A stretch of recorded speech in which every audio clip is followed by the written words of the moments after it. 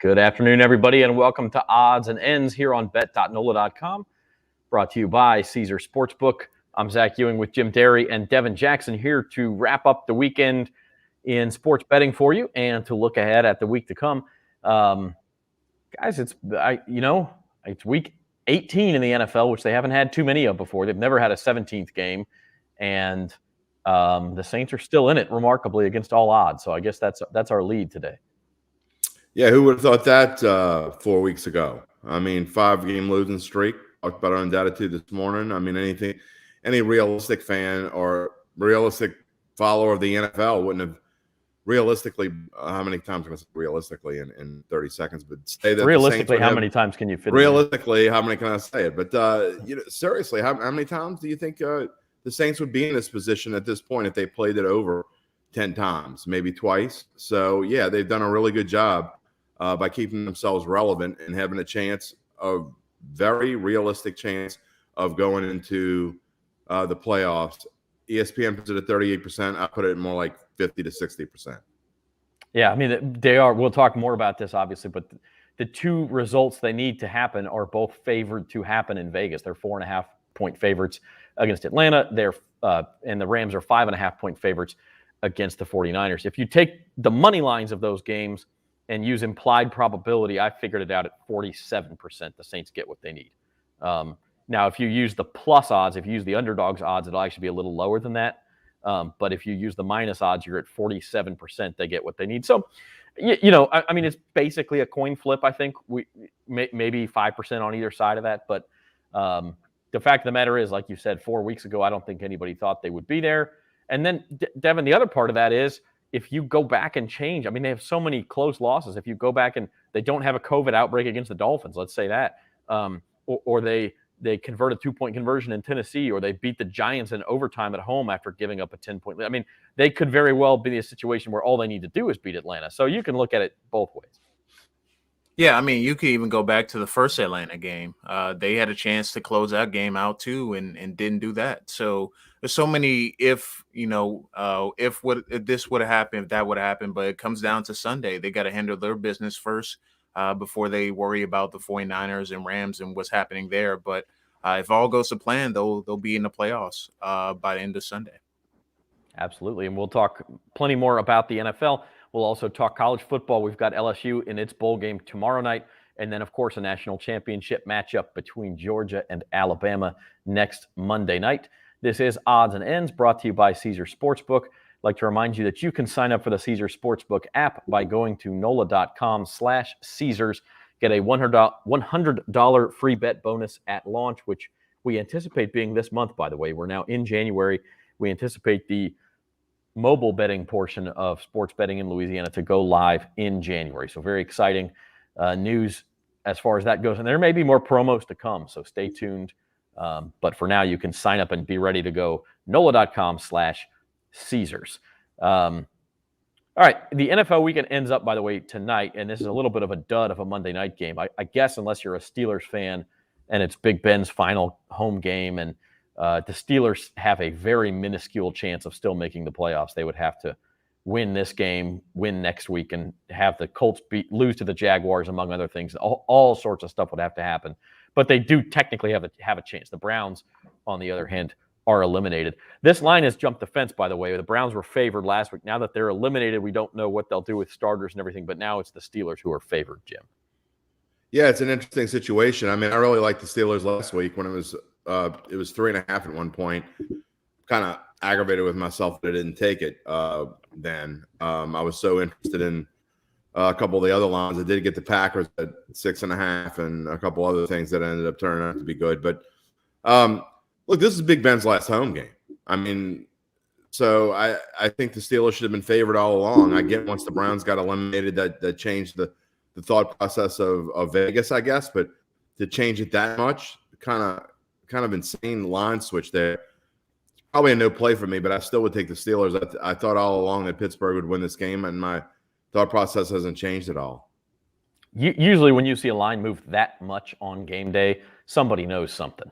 Like Baker said, look, I'm aching and we're out of it. Let me sit. Although I don't think Case Keenum. But even then, Zach, money, even big money doesn't move a line 6 points. So there's got to be something else going on there. I mean, like the biggest bet you could think of, which wouldn't happen on a Browns-Steelers game, wouldn't move the line 6 points. No. So there's something else involved for sure. It's obviously I mean. The Browns were eliminated. Yeah, a big bet, and somebody knows the Browns are eliminated, and somebody knows somebody's going to sit. I wouldn't even put Baker Mayfield over Case Keenum by more than a point or two anyway. So I don't think that's it anyway. Jerry says, "Good afternoon, Jerry. We appreciate you checking in. It was indeed a great win on Sunday, and from a Saints perspective, and I guess we've got to wrap this week up. Monday night." Devin, this is the problem. You can't flex these games that are already on another day. So we're kind of stuck tonight. I guess from a historical perspective, you like to see Big Ben go out on a high note. Yeah, I mean, whenever, quarterbacks kind of have that final home game, and unfortunately for Drew Brees, he didn't exactly have the best final home game. But when you have things like this, usually it's a lot of fanfare, a lot of emotion.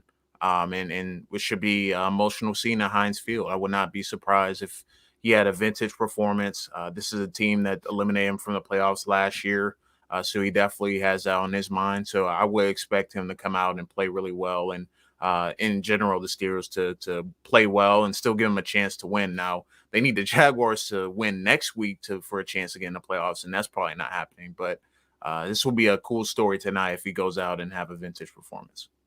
Yeah, and I mean, look, are the Steelers going to make the playoffs? Almost certainly not. But in a professional's mind, as long as they still have a chance, they're going to go out and, they're going to give it their all, and they're going to give it a shot to get into Week 18. Then you would expect nothing less from a Mike Tomlin team anyway. No, that's true. That's true. And maybe you never know. I mean, I just read today the Colts have not won in Jacksonville since 2014. I mean, you've got to think that streak ends this week. But I mean, my God, it's been 8 years. Well, 7 years. They haven't won in they go down there every year. And Jacksonville they've had a couple of good teams in that time. But that's a stunning stat. And so maybe these other AFC teams have a chance. I don't know. I wouldn't give them much of when the Colts are 15.5-point favorites. But you never know. Yeah, you never know. But yeah, but I mean. I would be, to me, there was some shocking upsets. The Detroit Cardinals come to mind. The Chargers losing to the Texans. We'll go down the line and we could pick a few more, but that to me would be top 3 shockers of the year. Oh yeah, I mean it would be, and given the stakes, right? It would just be a shocker. There were a couple of surprises yesterday, not anything totally shocking. The Ravens were beating the Rams most of the day. The Bengals did not have a lead in that game until late, but they end up winning it. And then the Cardinals really controlled the Cowboys, and that's a result that actually helped out the Saints a lot because it means is the Rams are going to have to go all out to win on Sunday against the 49ers. Yeah, again, another thing we talked about in Datitude, but to me, that was as important. I mean, obviously the Saints beating the Panthers were the most important thing as far as the Saints getting the playoffs. But of all the other things, and I almost include the Vikings losing, but you knew they were going to lose with all the COVID situations they had. To me, this was up there in importance because if the Cardinals don't win that game, I'm not sure how the Rams treat this game coming up this week. Sure, you want to be the 2 seed or the 3 seed, but at the same time, you don't want to get anybody hurt. And if you got a chance to be the division champion, you already know you're there. I'm not sure how much the Rams put into it. So that was a huge victory for the Saints yesterday. Yeah, that was one they kind of needed that they didn't officially mathematically need, but they either needed that or they needed, and Washington was beating Philadelphia most of the day as well. They couldn't score any points in the second half, and then had the ball. Would they get down as far as about the 20-25 in the closing minutes and couldn't punch it in? That would have been huge also. But as it turns out, the Eagles are now in, and it's down to Saints or 49ers for the final spot in the NFC. The AFC, it's a little more complicated. The Colts have to win to get in. They lose, then Raiders and most likely if the Colts can win, it's Colts and whoever wins between Raiders and Chargers. But if all of a sudden the Colts lose, there's all sorts of different things that could happen. So lots of different permutations. even that 49ers-Texans game yesterday, the 49ers ended up covering a big spread, but that was a close game. It was 10-7 going into the fourth quarter. In fact, the Texans were winning that game at halftime. Devin, what did you take away from yesterday? Sorry, Jim. I think for the most part that things that we expected to happen outside of like the Cardinals pretty much beating up the Cowboys. I think everything else kind of fell into place, although the Rams really had to push at the end there to beat the Ravens. But other than that, there wasn't too much that I was surprised with. I do want to give props to Joe Burrow and the Bengals. They have surprised everyone, and they went in and beat Kansas City, was down pretty big early, and now they're in AFC North champs and back in the playoffs 2 years removed from 2-14 records. So got to give them props. That was probably the best win yesterday in terms of the NFL's performance, and just once again, Joe Burrow and Jamar Chase taking over a football game like we saw them at LSU. So they continue to put up big numbers and keep winning. And now, I mean, I know they have some holes on their team, but they become a dangerous team heading into the playoffs now. Oh, yeah. And the Bengals haven't won a playoff game since before Joe Burrow and Jamar Chase were born. I mean, it's been more than 20 years. Lots of people were singing the Archbishop Rummel fight song yesterday with Jamar Chase. So I tell you what, if you and I know he won your fantasy championship for you, Zach. I heard the same thing last night at poker. I won without him. Luckily, I wasn't playing against him either. But anybody holding a Jamar Chase Rookie of the Year ticket was celebrating yesterday for sure. Oh, and Joe Burrow and Jamar Chase. Look, Jamar Chase is now the heavy favorite to win Offensive Rookie of the Year. I think he's minus 250 at Caesars. Mac Jones, the only other player even on the board, the Patriots quarterback. And Joe Burrow now, not only has he almost caught Dak Prescott for comeback player of the year. I think Dak's like minus 140 still, and Burrow's right on his tail. But he's also the third choice for MVP. I mean, behind only Aaron Rodgers and Tom Brady. Now, I don't think Burrow will win it over Aaron Rodgers, but the fact is, I mean, a month ago, he wasn't even in the conversation.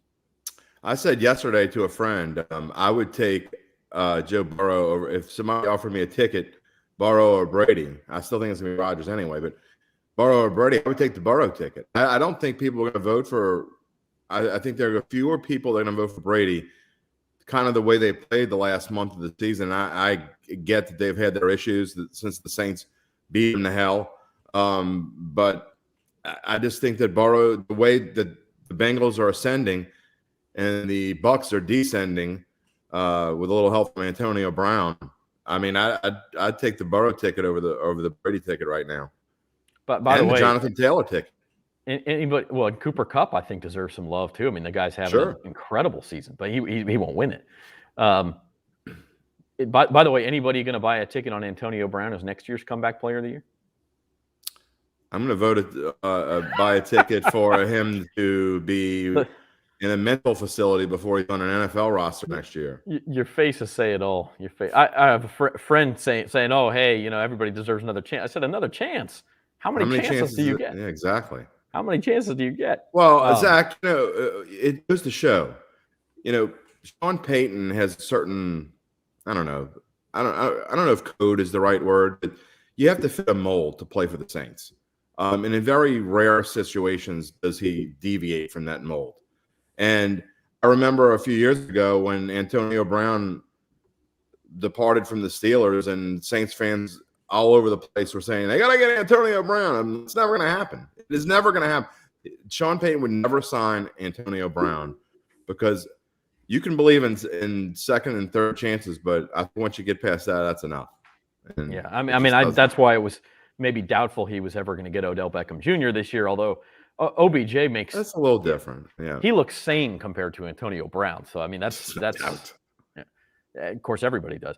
Tyler says Saints in the Super Bowl – could you see Zach? Could you see Devin losing the big bowl picks and the $1,000 bowl picks? He loses on the last day, and he just ripped off his shirt on odds and ends and said, "I'm done with y'all." It's gonna happen. I mean, I also saw, I mean, speaking of bad takes, someone compared it to Simone Biles and said, well, they both quit on their team. No. Completely different. No. It's You not don't even get to make that close. comparison. Besides No the fact way. that, I don't even Let's know where not to even- start with that. Don't But even go there. I mean, that was one of the more shocking things you've ever seen on an NFL field.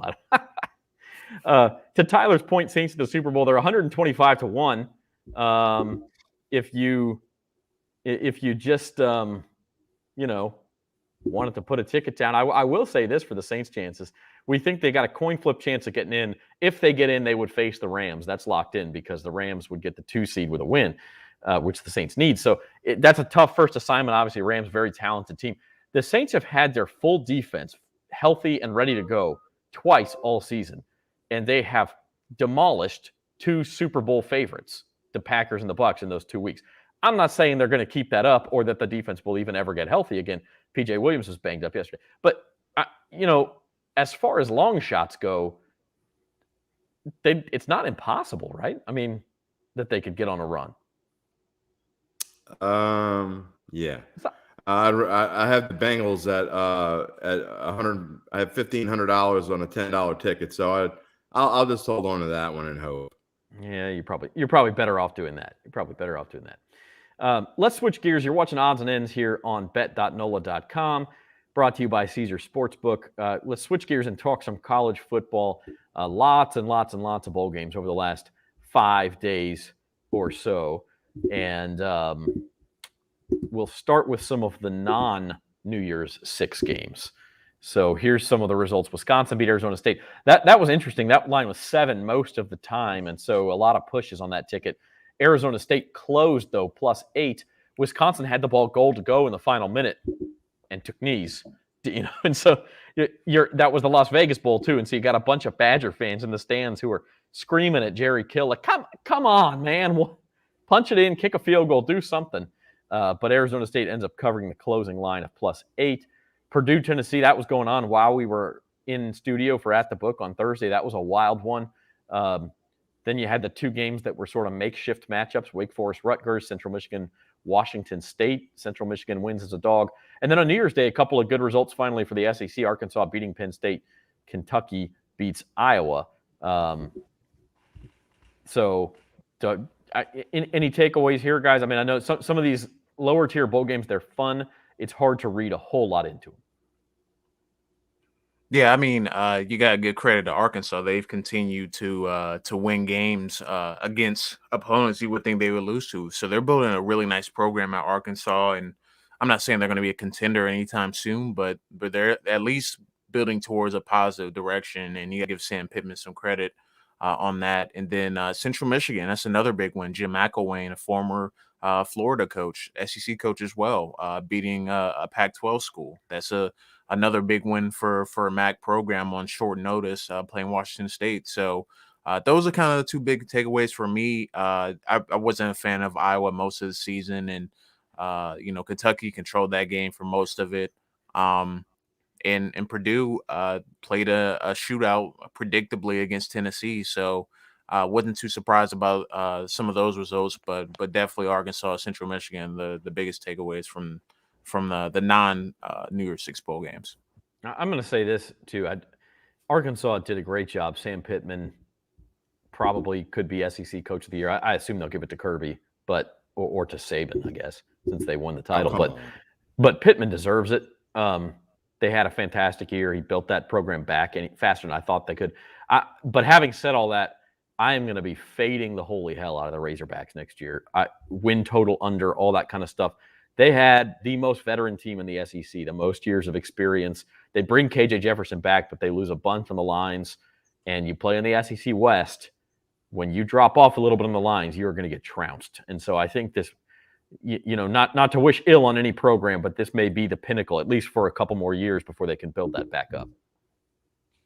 Suey Pig, baby. Call him. No, if you're going to do it right, man. Suey Pig. Ooh, Pig. I don't know.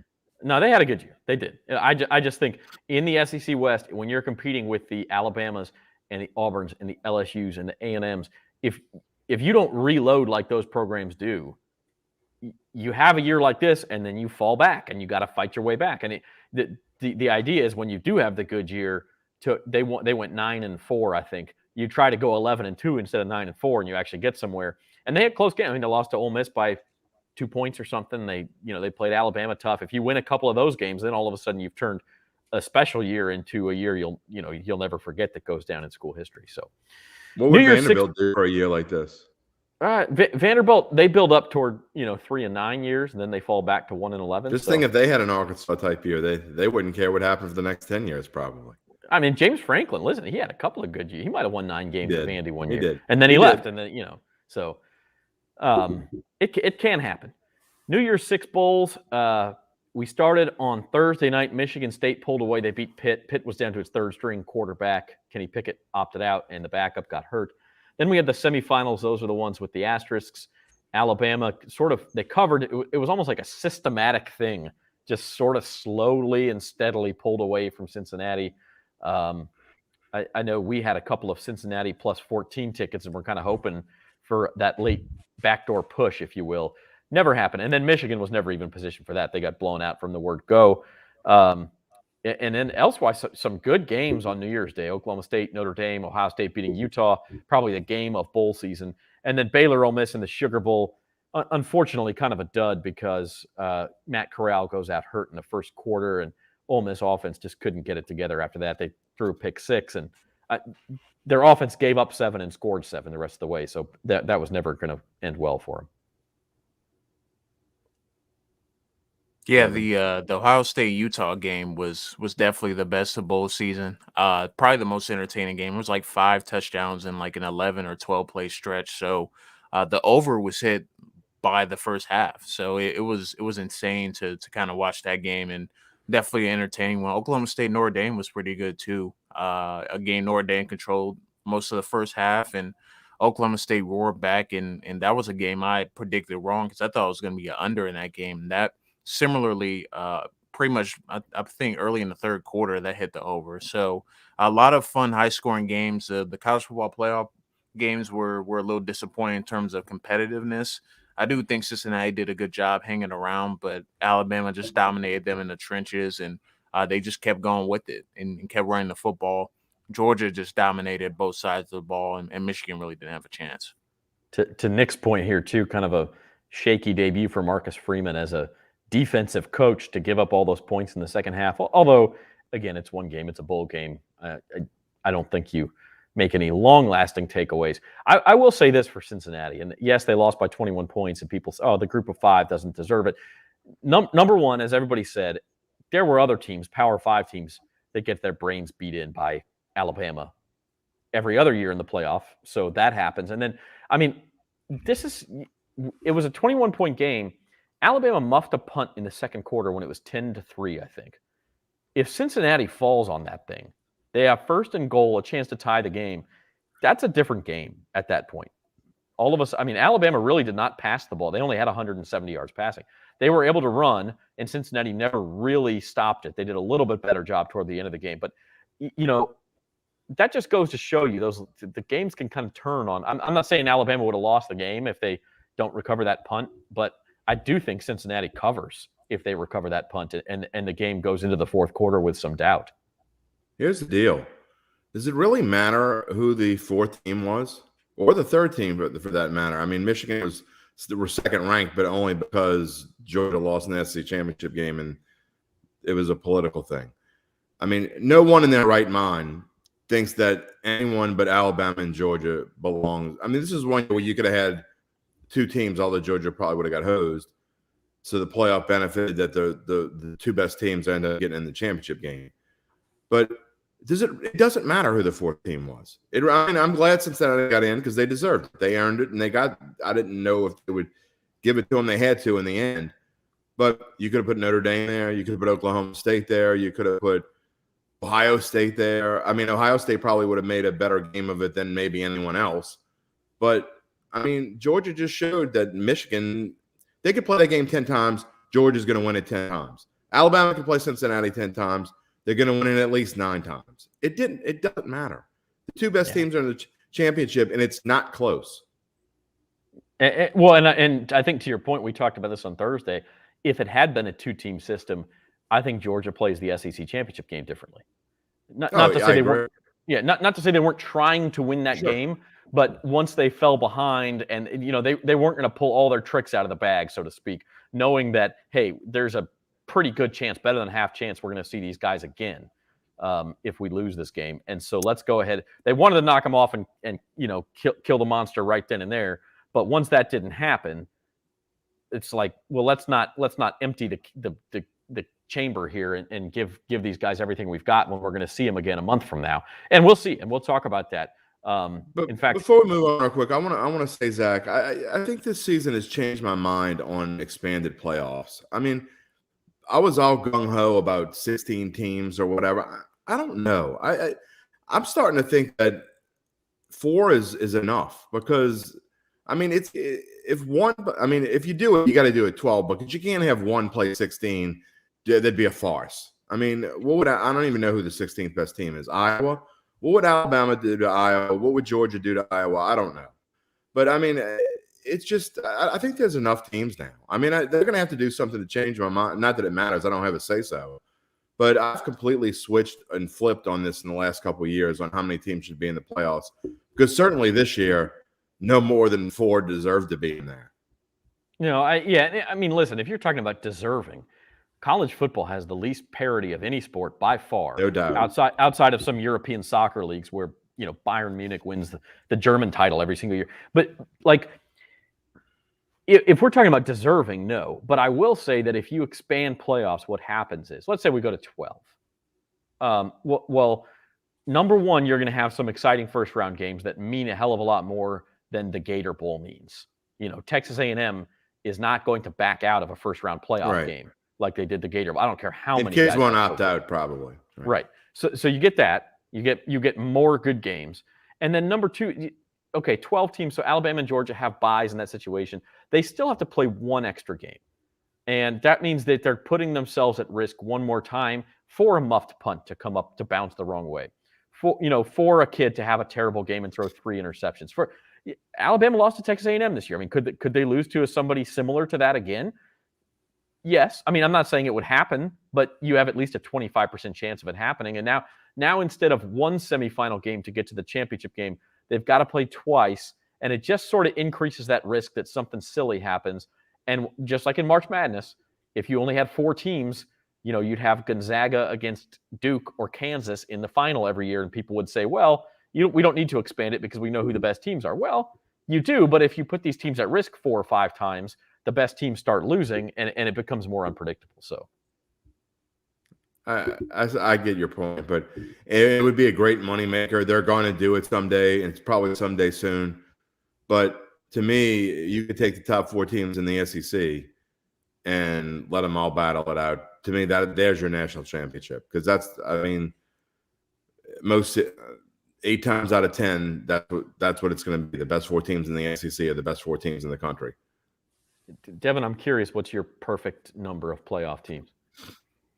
I think I'm fine with 4, to be honest. I think, once you start expanding to 8, 12, maybe 16, I think then you have to start manipulating like the regular season. So then all of a sudden the non-conference games, like at the beginning of the season, they don't matter anymore because teams are scheduling smaller schools. So I think it's kind of a domino effect where once you expand it, then all of a sudden the regular season doesn't mean as much anymore. And then all of a sudden you see teams like Alabama, Clemson, the bigger teams, we see them start to play some of these bigger schools. Like I know Alabama is running through everybody, but they played played Miami, they played Wisconsin, like Penn State a decade ago. So you want to see games still like that in the regular season where there's something to play for, like Oregon, Ohio State. And I feel like if you expand it, then all of a sudden you're kind of taking that away. And then essentially you're going to have a bunch of these teams that are essentially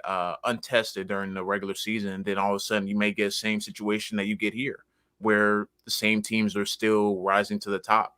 And then every, 4 or 5 years, maybe someone knocks them off. So I think right now 4 is the answer per se, because I think now that they've let a group of 5 school in, I know that maybe they won't be as willing maybe in the future, but they seem that they can be in the game at the very least and not get blown out the entire time. I think that was helpful to keeping the 14 playoff the way it is. But I think expanding it, I mean, in theory, it's a good idea. But I think when you look at the state of college football right now, I don't think there's really 8 teams that can play for a national championship at this very moment. I actually disagree with one thing you said, Devin, and that's that an expanded playoffs would force teams to dumb down their non-conference schedule, because I actually think it's the opposite. I think teams would beef it up knowing that there are 5 at-large spots available, or whatever it is. If we say, okay, there's 5 automatic berths for the Power 5 plus 1 for the Group of 5 and then 6 at-larges, all of a sudden these teams, just like in basketball, would be saying if we schedule tough, we can go 9-3 and still get in the play. And then if we get if we lose all 4 of our non-conference games, we still have a path to get there by winning the conference title. So all is not lost. So I mean, not that I expect teams to go out and schedule Murderers Row or anything, but I don't think all of a sudden you'd see teams playing 4 Sun Belt teams in September. I mean, I really don't think that would be an outcome. Now, again, the discussion we're having here is, do teams deserve to make it, or are we just going to let more teams in to increase the parity factor? Because if you're just talking deserving, then no, like you said, Jim, it's Alabama and Georgia, and most years it's going to be Alabama and Georgia, Alabama and Clemson, LSU and maybe an Oklahoma gets in there, or a USC now that Lincoln Riley's out there. So if we're just talking deserving, well, the basketball tournament's not. You can't tell me that the 63rd team is deserving. They're not. They lost 12 games. They could play 3 games in a week in basketball. You don't play 1 in a week in football. It's another thing. You can't extend this season much longer than it's extended already. You don't want college football players. I had this argument on social media. Why? I don't know, because it's like banging your head against the wall when you argue on social media. But college kids shouldn't be playing that many games as it is. I mean, we forget why they're there. They're there to – I mean, obviously the NCAA doesn't care whether they make A's or D's as long as they scrape by enough to play in their precious $1 million football game. But they're there to go to school. And I mean, and 99% of these kids are, when they're done with college football, they're going off to be accountants and lawyers and doctors and construction workers and whatever the heck it is. And they need to go to school. And so putting this pressure on these kids for 4 years, I mean, you're talking about, it's hard enough during a semester and for them to take exams and all the things that they have to do throughout a school year. To add 2 more games to their schedule, I don't think is fair to them. No, that's legitimate. That's a legitimate concern, and I don't know if the answer is you take away a non-conference game to where you only play 3 now, but then schools that don't make the playoff now only have 11 games, and you're causing communities to lose home games and all the revenue that comes with that. And so I don't know what the answer is. I do think we probably all agree that it's inevitable it will expand at some point, whether it's to 6 or 8 or 12 or 16 or whatever it is. Sure. Yeah. I mean, it will happen whether we agree with it or not. This year's championship, done under the 4-team system, of course, is next Monday. And we'll talk more about this just briefly. Your opening reaction to this line: Georgia was favored by 6.5 in the SEC title game. Alabama wins outright.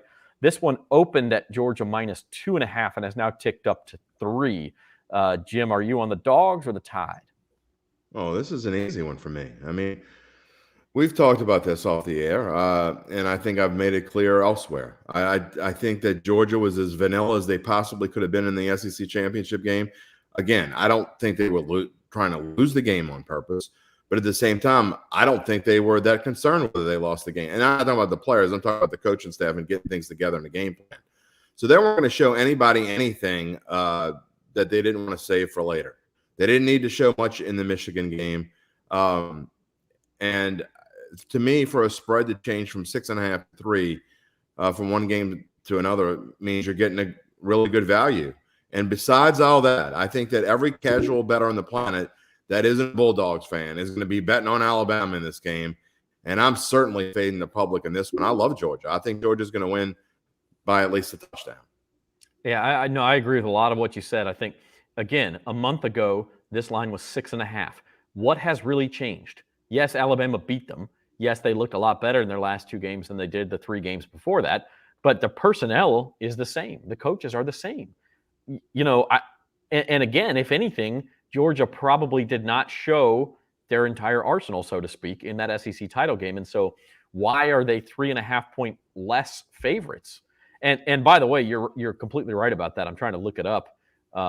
Caesars gave us some early trends on this game, and 60+% of the bets are on Alabama, but 60+% of the money is on Georgia. And so that's the old telltale sign that the people betting on Georgia are the ones who are really putting the money on the line. Yeah, Devin, and, go ahead, Devin. I was going to say Devin can account to this as well, and I'm not 100% sure, but I think he feels the same way we do. And Devin, you can tell. I mean, when you play in a game, when you know there's a good chance that you're going to play a team again, you don't want to show the whole book, do you?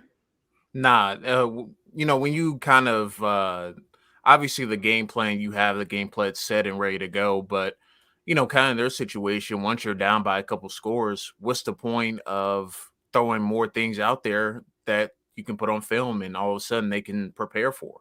So I would not be surprised if Georgia came with a much better plan. If you think about it, George Pickens, the Georgia receiver, that was his first game back in the SEC Championship game. Now he's got another game of reps in, and now he is presumably fully healthy. I think that's going to be a big factor, because even though Cincinnati struggled, they had some chances to exploit the Alabama secondary. And we saw the game that Alabama lost this year against Texas A&M. You can throw the football over them. You just got to be able to protect. And what Georgia did against two of the best pass rushers in Michigan, with Hutchinson and David Ajabo, they were able to neutralize them. So now that game against Michigan, I feel like that gives them more confidence going up against Alabama, because now you played against a defense that relies on pass rush. Alabama does as well. Now you're prepared for it, and now you can find ways to exploit that secondary.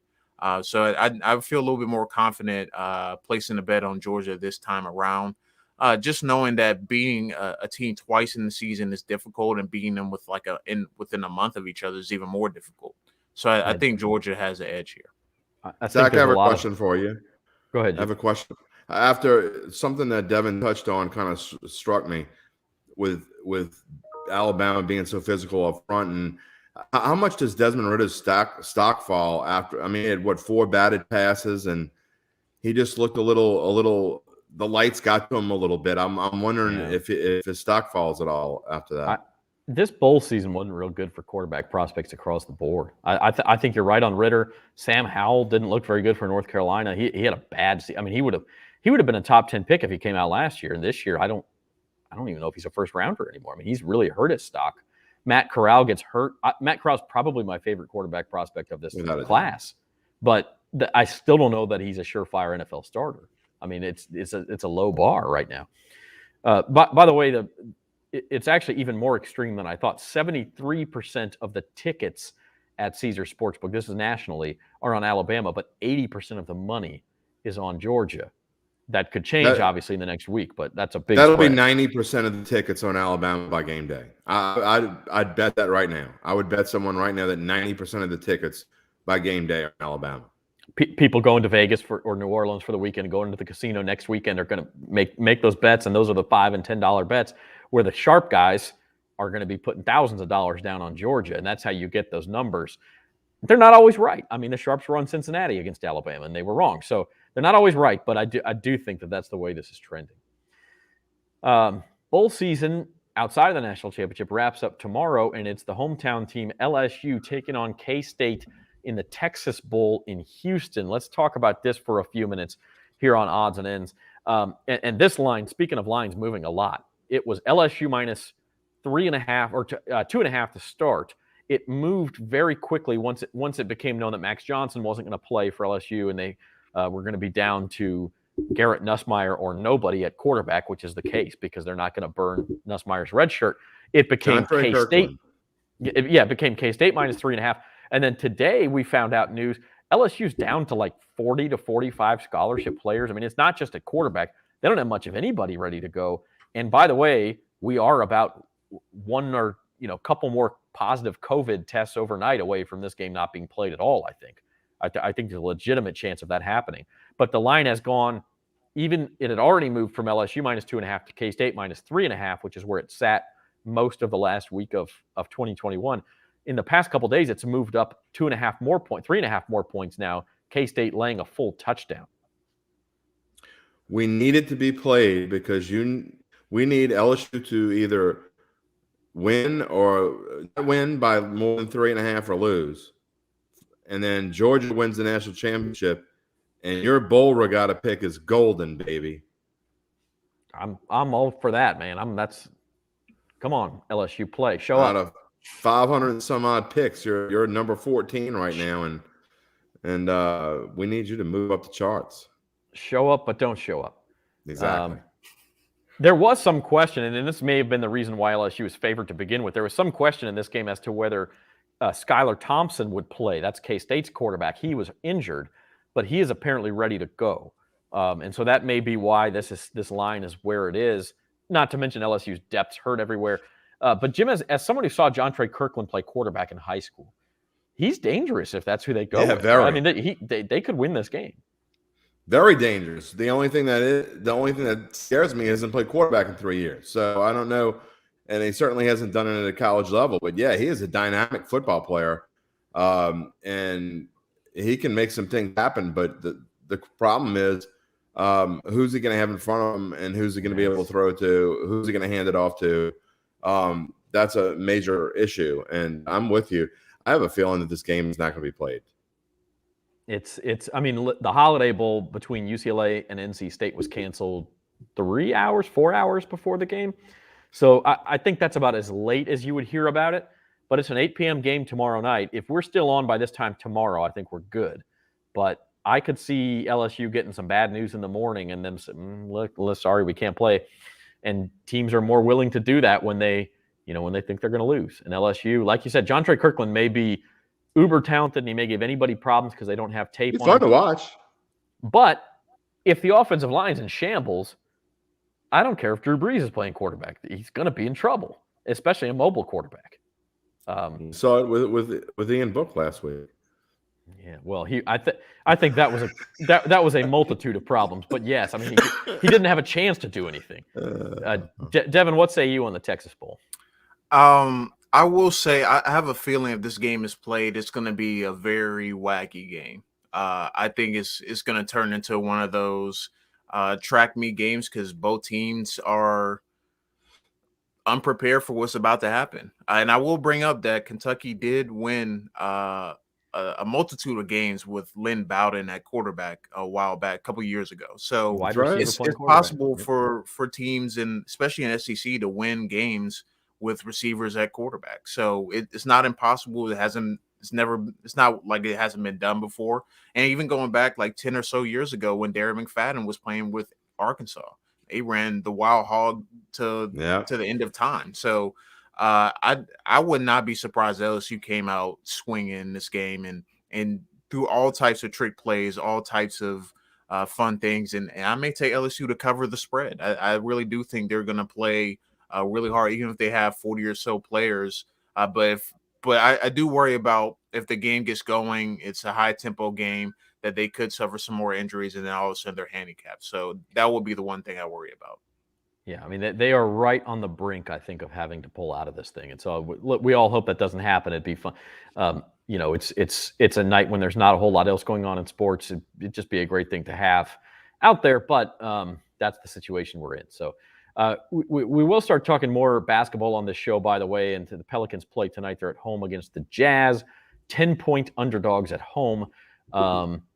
Jonas Valanciunas supposedly is going to play. He's off of the COVID list. Don't know how much he'll play but even before he was on the COVID list, he missed some games with illness. So who knows? And Brandon Ingram is questionable. Obviously, Zion's not playing. The Pelicans have it's like their next door neighbors, man. They have had problem after problem after problem, just like the Saints, in just having a full roster out there or anything close to it. This is their most brutal stretch, maybe of the season as well. I mean, they play the Bucks, they play the Suns and the Jazz back to back, maybe without BI. And you just, look, I will say this. Willie Green has got them playing as well as they can play. I mean, they play hard, man. They do. They don't quit. They keep coming at you. They're like that pesky little, brother that won't keep gnawing at, get away from me, you know, that kind of thing. I was wondering what noun you were going to come up with. No, I was having to stop myself there for a minute. But they're fun. I like them. They're fun. I didn't, you know, the first few weeks were brutal. And I think you and I talked about this when we went to the game a couple weeks ago in Portland. And we talked about how I think once they got the news that Zion is going to be gone for a long time, maybe all season, I think they loosened up and said, okay, we don't have to talk about that anymore. We don't have to worry about it anymore. And I think maybe Willie Green told them the same thing. And they've been a different team since then. And they certainly won a lot more games than they were winning before the question of Zion kind of hung over their head. So just go out and play basketball, boys. And they're doing a great job at it. And I appreciate it and enjoy it. Yeah, no, they're fun to watch and they play hard. Also, a couple of big college games this week in Baton Rouge. LSU men play Kentucky tomorrow, I believe, at the PMAC. And then on Thursday, it's the women against number 1 South Carolina. And the women's team, Kim Mulkey, already making her mark. What's South that? Carolina's gonna be mad. They just lost to the old alma mater, Old Mizzou, last week. So they'll be mad. But LSU, I mean, listen, man, Kim Mulkey's got them playing. They beat Texas A&M on Sunday, so they're 2-0 in the SEC as well. It's a pretty big game. So lots of good basketball to come up. You know, and we'll talk more and more about that here on bet.nola.com as we get into the new year. But for now, we want to end today's show, end odds and ends, with a look ahead at next week's NFL. It's week 18 in the NFL. There has been, I've seen this a couple times, and it bothers me because I'm a copy editor at heart. People say, oh, the NFL's first ever week 18. It is not the first ever week 18. They had, 3 seasons where they had 2 bye weeks, and so there were 18 weeks back in the early 90s. Jim, you'd probably remember better than I do. You know, I completely forgot about that. I know. I really 90, did. 91, 92, 93, maybe. They had 2 bye weeks, and so there were week 18s. But it is the first time that there will be a 17th game. I actually think eventually what the NFL will do is go to 18 games over 20 weeks. That they'll negotiate an extra game, but they'll give the players an extra week off, and that's what we'll end up with, because the schedule will work better that way. And anyway, that's neither here nor there. This week's lines, again, Saints and Rams both favored. Those are the 2 games the Saints need to sneak into the playoffs, and then they would turn around and face the team that helped them in the Rams if they got in. We talked about the Colts, 15.5-point favorites, but it's been 7 seasons since they won a game in Jacksonville. Patriots need to win and have the Bills lose to the Jets. Good luck with that to win the AFC East. I don't understand the flex schedules. Chargers, Raiders, obviously, because that's probably going to be a play-in game. That's going to be a great Sunday night game. I don't understand the games they've moved to Saturday. Cowboys, Eagles really doesn't mean much. I think the Cowboys, they could be the 3 seed or the 4 seed. Right, it means nothing. I mean, okay, well, maybe you get an extra home game. They did that way because here's the deal. They tried to take the 2 games that had some kind of meaning at all. I completely understand it. I'm not trying to be confrontational or anything. They take the 2 teams that still have 4 teams that still have a little something to play for, or the 2 games, but they want all the teams that are kind of playing against each other, Saints and Falcons, and then 49ers, Rams. They want them to be playing all at the same time. So they're not necessarily – they don't already know what happened. So it doesn't take – in other words, if the Saints were playing at noon and the Saints lost, then the 49ers wouldn't have anything to play for, and it changes everything. So I think they're trying to do the groupings, and they've actually done a good job of this over the past few years in the final week, where the teams that matter and have to watch other teams are all playing at the same time, so it doesn't change, whether it be Vegas or whatever the reasons be, or make it more intriguing. I think that's why they do it, and I actually appreciate that. Yeah, and last year was an exception. That last Sunday night game was a farce between Washington and Philadelphia because for sure. the Eagles ended up literally trying to lose that game, and it ended up costing the Cowboys a playoff spot. I guess I understand that you don't want to have a game that turns another game into either a meaningless game, or let's say the Saints played Saturday and lost. Then all of a sudden the 49ers are resting starters, and that hands the NFC West to the Cardinals. I mean, to the Rams, and pisses off the Cardinals. So I do understand that. I would have liked to see, okay, they did Chiefs-Broncos as the early game. Maybe you then do Titans-Texans as the late game, and you settle the AFC bye on Saturday or something. Because you're already going to be in a situation. Because nobody's going to want to watch the Texans in prime time. Yeah.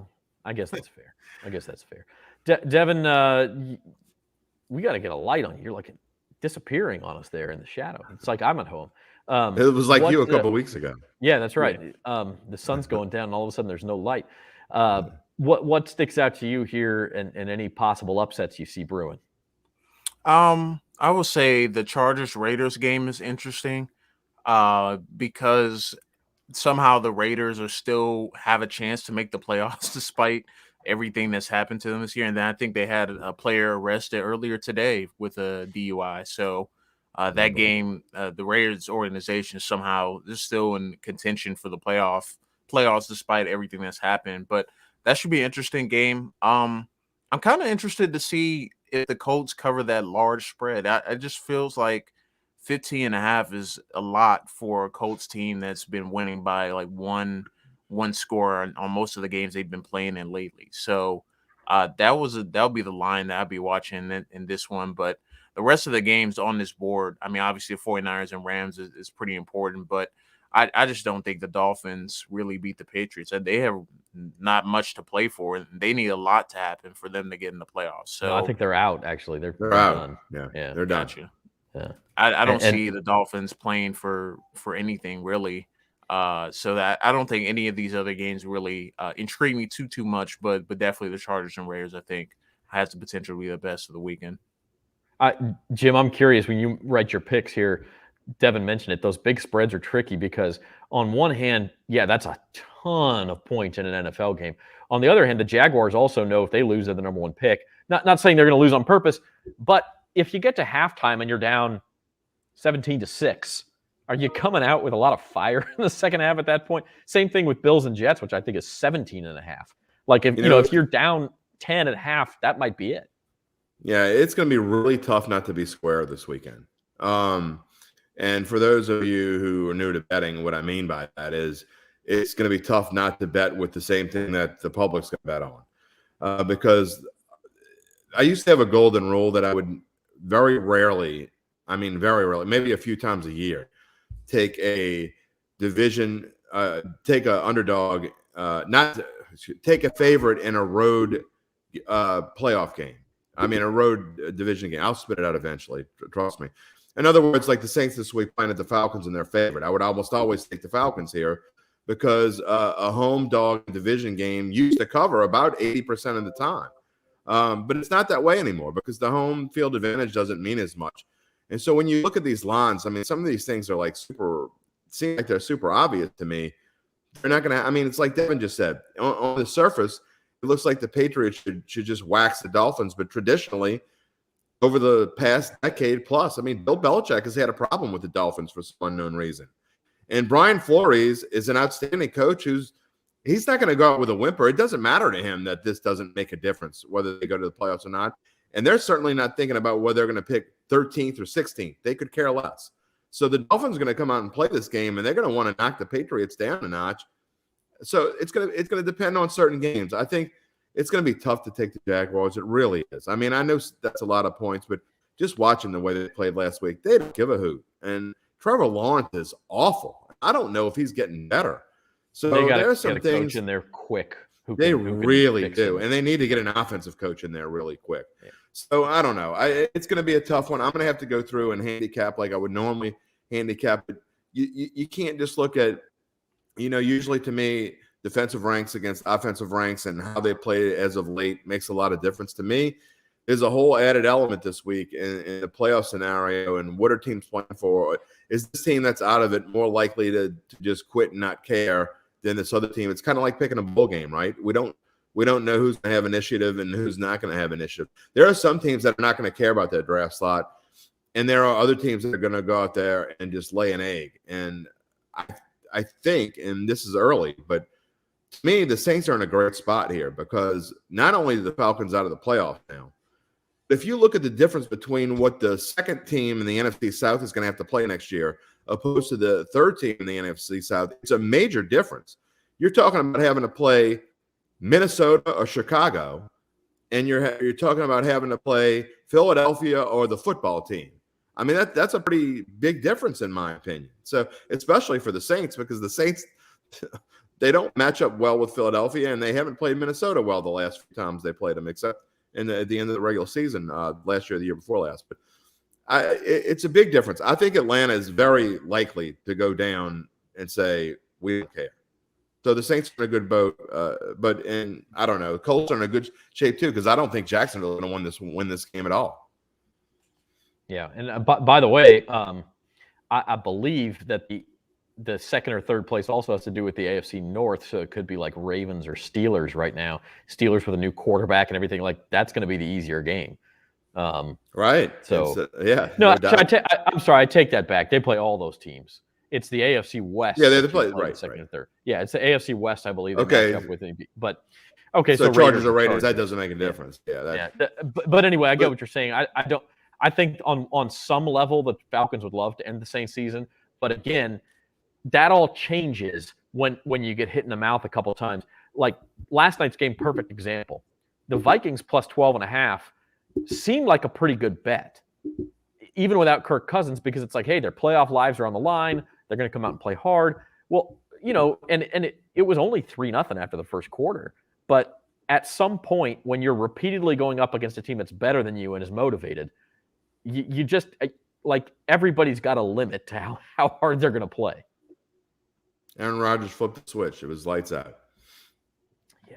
Yep. All right, Devin, final thoughts on this Monday. It's kind of sad this end of bowl season already. I feel like we blinked and then all of a sudden it was over. But looking forward to some NFL playoff action, and we should get some interesting matchups in the playoffs. I'm looking forward to, especially the AFC. We can get a lot of good matchups over the next couple of weeks. Yeah, and at this time next week, we'll be talking national championship, and we'll have NFL playoff matchups. It'll be a good odds and ends next Monday. But first, Jim, we hopefully got LSU playing tomorrow night in the Texas Bowl. We hope, we knock on wood, that they'll be able to have enough players to show up and play. And then we have, of course, big NFL weekend Saturday and Sunday. Yeah, to me, it may sound strange to say. I don't mean this the wrong way, but it's almost a good thing that we've had all this COVID issues the past few weeks, because it seems to me that. I'm just kidding. Excuse me? I said I'm muting you. Oh, you're muting me. Yeah, you can't say it was a good thing. No. Here's what I mean by that. Everyone's gonna get it eventually, right? And the fact, what I mean by it, and I don't mean it in a bad way. I don't mean that it's good to get COVID. Don't take that the wrong way. But as far as the games go, I think you're going to see less and less of this as we go forward. I think it's going to affect teams far less in the playoffs than maybe we were all worried about just 2 weeks ago. Even I know we talked about it on odds and ends a couple of weeks ago that this was not going to end, but I think so many players have had it now. I mean, you think about the list of players just on the Saints that have had COVID. I think they're probably in a good position now to where they don't have to worry about it nearly as much. Of course, you have to worry about it. And of course, there's still players that haven't gotten it yet. But the fact that so many players have had it and got over it, and I think that part of it is a good thing. And Amy just talked about how the players that she talked to almost everyone on the Saints that has had COVID so far, and all of them have had either no symptoms or they've had very mild symptoms. Yeah, and the other, I mean, it's automatic. I think if you test positive, you don't have to test again for 90 days. So everybody who tested positive in the last couple of weeks is out of the woods, and that's right. That's where I was thinking about this earlier today, and I agree with you. And maybe it's a good place to end the show. I'd be worried if I was an NFL playoff team and I hadn't had an outbreak yet. That's right, because it seems like it's coming for everybody, right? Omicron's coming for everybody. Now the protocols are a little bit different. We saw Carson Wentz get back quickly this week. But if you're like, I don't think the Rams have really had a problem, for instance. Bills? What if the Rams have an outbreak all of a sudden before next week's game? Now, hopefully, for the Saints' sake, it doesn't happen this week. But it could. I mean, you know what I'm saying? Like you're playing roulette almost. And what it means is, if you go into the playoffs as a 7 seed, like the Saints could, you got a shot because you don't know exactly who you're going to be playing. And the Saints have already had their outbreak. Everybody's in their 90-day window. They're good to go for the rest of the season, pretty much. And we'll see what happens if they can get the full. You don't wish it on anyone, but it's certainly a possibility. You can't ignore something like that could happen for sure. You cannot ignore it. All right, go to NOLA.com/Caesars. Sign up for the promo. Get the bonus. And we will see you tomorrow for the Fantasy Roundup live at 3:30. We'll wrap up fantasy football season. Raise your hand if you won a championship this year. Raise your hand, Jim. You won one. Yeah. And I think Spencer the Guru won a couple as well. So we'll talk about that tomorrow. Devin, you win fantasy football this year? No, I did. I came in third. Oh, all right. Well, you won yesterday. Okay, we'll take that. And then on Thursday, we will be back for it at the book. By the way, tell the Guru, I'm a little perturbed. I won, but I asked him for advice. Who should I start, Jalen Hurts or Russell Wilson? And I took his advice. It didn't cost me the title, but it came close. All right, we have a bone to pick with the Guru tomorrow. Then we have a bone to pick with him. And then Thursday at the book, 4:00, we will talk about the NFL weekend and the national championship game, and some, as I promised, get some more basketball involved as well. Talk some LSU and Pelicans. For Devin Jackson and Jim Derry. Oh, and listen to Datitude, too. You had Amy Just on this morning. If you want more in-depth Saints talk, listen to Datitude on bet.nola.com. So for Jim Derry and Devin Jackson, I'm Zach Ewing. Have a good day.